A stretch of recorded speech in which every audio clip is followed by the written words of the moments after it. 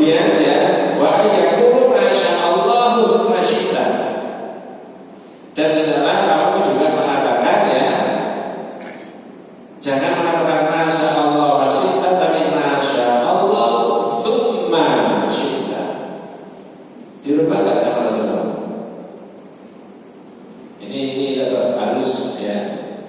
Orang yang tadi mengatakan umat Islam itu berangkat syirik karena mengatakan atas kehendak Allah dan kehendakmu wal ka'bati dan di Ka'bah. Lalu oleh Rasulullah kalau mau sumpah supaya ditambah dengan Rabbil Ka'bah, demi Tuhan pemilik Ka'bah. Dan kalau mau mengatakan atas kehendak Allah tidak pakai uang tapi pakai apa? Tsumma. Apa tsumma bahasa Indonesia? Kemudian. Berarti kehendaknya manusia itu kemudian, yang utama kehendaknya siapa? Allah. Jangan pakai uang, kalau uang bersamaan, sama-sama. Tapi kalau tsumma kemudian. Nah sekarang pertanyaannya, yang ini yang penting, ini juga penting. Apakah Rasulullah membenarkan ucapannya orang Yahudi? Jawabannya satu di antara dua, iya atau tidak. Betul tidak? Saya ngomong beda setengah jam. Apakah Rasulullah membenarkan ucapannya orang Yahudi? Saya ulangi pakai bahasa Indonesia. Ini kelihatannya membingungkan, tapi sebenarnya tidak. Tapi kalau bingung terus ya diakhiri saja. Wabillahi taufiq wal hidayah. Ini orang Yahudi ngeritik umat Islam dengan dua poin. Kamu semuanya sirik kata orang Yahudi, gara-gara kamu mau atas kehendak Allah dan kehendak. Dua, sumpah menggunakan nama Ka'bah. Fa'amarahum nabiyyu, lalu Nabi memerintahkan kepada para sahabat kita apa ayyahifu, kalau mereka menghendaki mau sumpah, sumpahlah wa Rabbil Ka'bah, demi Tuhan pemilik Ka'bah. Jangan wa Ka'bah saja, tapi ditambahin wa Rabbil Ka'bah, demi Tuhan pemilik Ka'bah. Kemudian kalau mau mengatakan jangan masya Allah wasita, tapi tengahnya dirubah masya Allah tsumma, kata Nabi begitu. Nah pertanyaan saya tadi, ini mudah-mudahan bisa dipahami dengan keterangan secara. Apakah Rasulullah membenarkan ucapannya orang Yahudi yang kamu tadi? Jawabannya iya. Halo? Iya, benar apa ya? Dengan pakai bahasa sederhana. Oh iya benar ini. Oh Yahudi itu kalau oleh sampai semua menggunakan Ka'bah, sampai tambahin saja Rabbil Ka'bah. Oh iya benar ini yang namanya orang Yahudi, nggak boleh masya Allah wasyita, tapi tengah-tengahnya pakai apa? Tsumma syita. Berarti dengan dapat pelajaran dari Nabi, bolehkah kita ini mendengarkan dan mengikuti sesuatu yang benar, walaupun sesuatu yang benar itu datangnya dari orang yang tidak biasa benar? Jawabannya boleh. Dinamisnya dan majunya Islam itu karena faktor tauhid ini tadi. Ya, ini wa yustafadu minal hadits.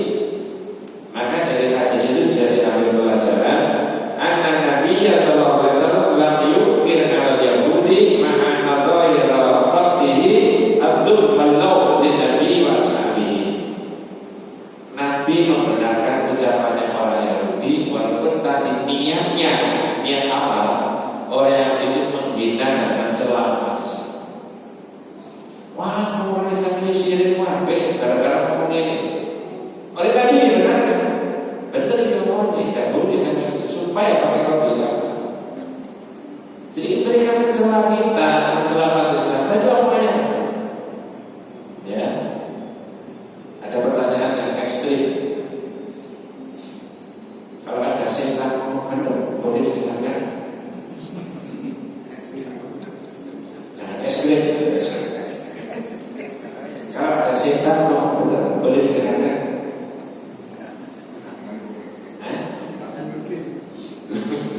Tidak boleh karena setan. Ini ada orang kerja bakti Pak dalam zuhur hari Jumat. Ya, sudah jam 11 sudah ada yang bawa jam, asik bekerja. Dipanggil setan. Setan kan minal jinnati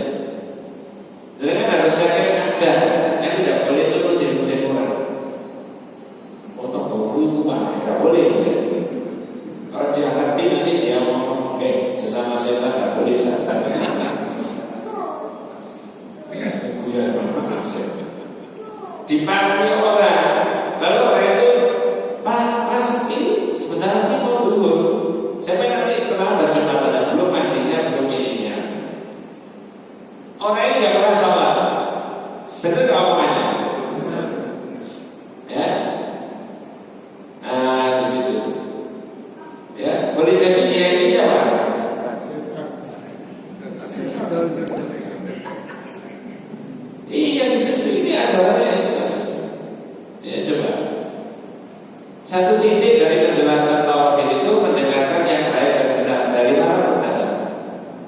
Coba. Begini saja itu kadang-kadang kita itu belum terbiasa. Ya. Nah, satu titik dari tauhid itu di sini. Ya. Kemudian yang kedua yang bisa diambil dari hadis, masyru'iyatul ruju' ila haqqi wa in kana min alaihi laisa min ahli haqqi. Ada kewajiban kembali kepada jalan yang benar, mengikuti orang benar walaupun orang itu tidak biasa benar. Tapi kali ini benar, diikuti. Benarnya bukan orangnya. Bisa dipahami ya? Makanya tadi ada pertanyaan yang ekstrim. Kalau ada setan benar bisa didengarkan. Nah, dia cara orang yang budi ngomong benar dia. Nah, di internal Islam sekarang ini kadang-kadang masih tidak begitu. Orang yang ngomong benar masih dilihat. Itu golongannya orang dia ngomong enggak kan itu. Maaf Pak, ini betul tajam ya. Saya sebutkan.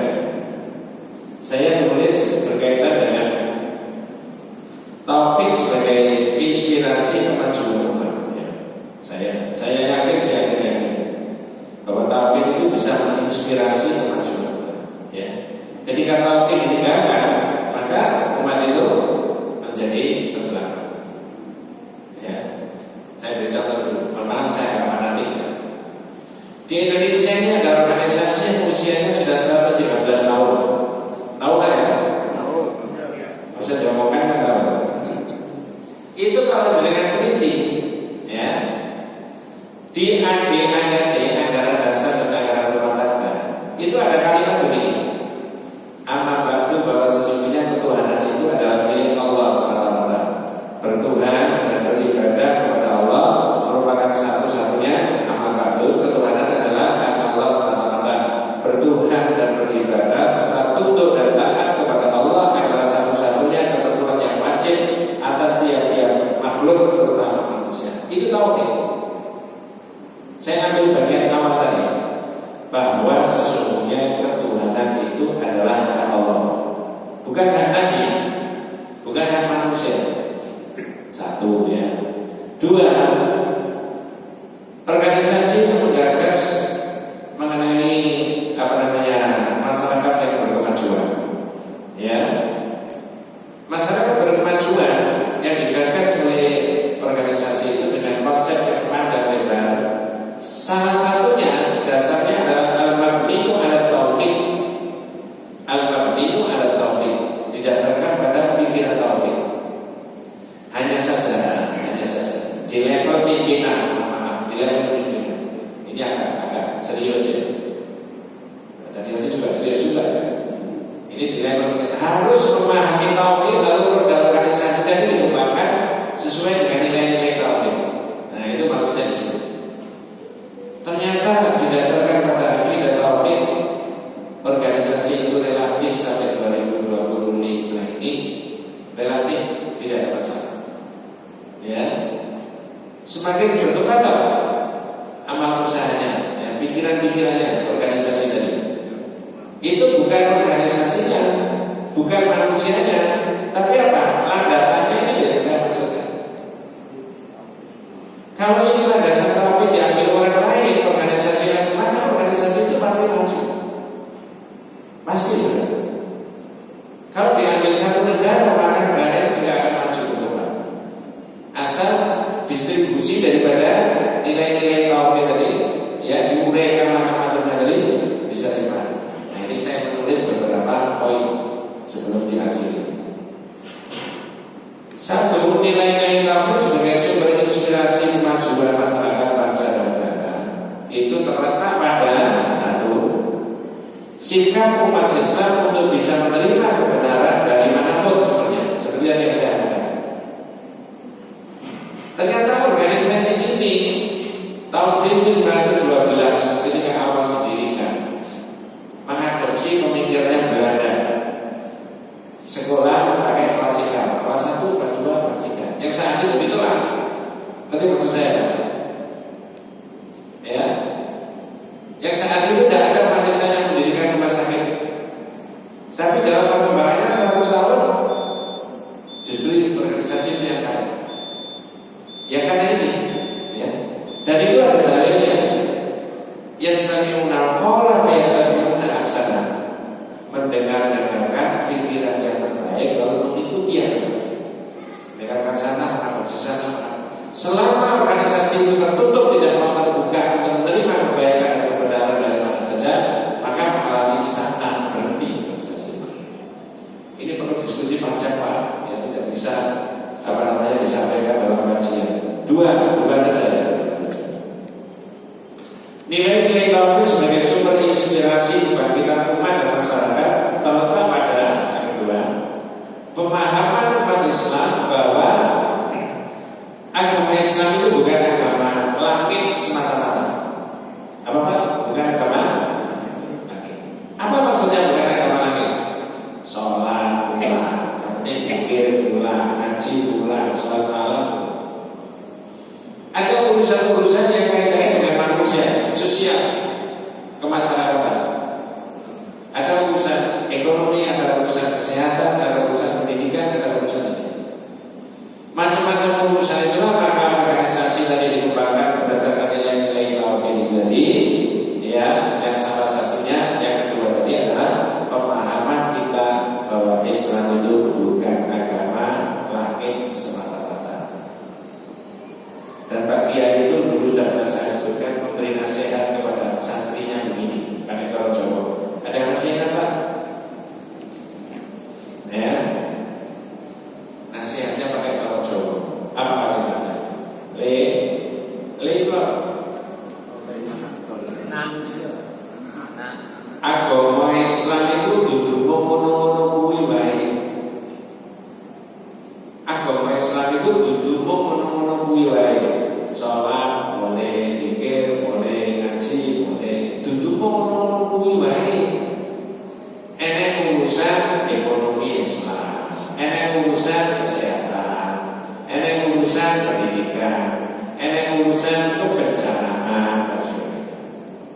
Dari pikirannya dan nasihat itu yang berdasarkan akidah tauhid tadi, maka sampai sekarang relatif organisasi itu berkembang dan insya Allah sektor-sektor yang lain itu dimiliki oleh organisasi, ya, maju. Itu kalau ini akan ada, tapi itu kalau dengan tarik dalam konsep marhalahnya Nabi, priorisasi dari perjuangan Nabi, saya ambil satu saja. Nabi itu punya priorisasi 4. Pertama, marhalah tauhid. Ini tauhidnya dikuatkan dulu, ya, selama 13 tahun. Yang kedua, marhalah ukhuwah, orang yang disatukan. Yang ketiga, al-istiqdah, ini persiapan. Kekuatan fisik, kekuatan ini. Yang terakhir, akhirul nasr, ada kemenangan yang Allah berikan kepada Nabi karena prosedur yang dilakukan tahapan-tahapan itu benar. Ibarat mengikuti yang namanya pijet, istilahnya kalau baru repelita, rencana 5 tahun pertama apa, 5 tahun kedua apa, 5 tahun ketiga apa dan sebagainya. Nah begitu. Nah tapi sudah ada pemimpin yang nggak akan begitu. Pokoknya darah yang benar dengan Korea. Artinya jadi masalah. Mudah-mudahan kita semuanya dan keluarga kita diberikan kembali dari Allah SWT. Kita tutup dengan doa majelis. Subhanallah wa bihamdihi, asyhadu an la ilaha illa anta, astaghfiruka wa atubu ilaik. Assalamualaikum warahmatullahi wabarakatuh. Waalaikumsalam.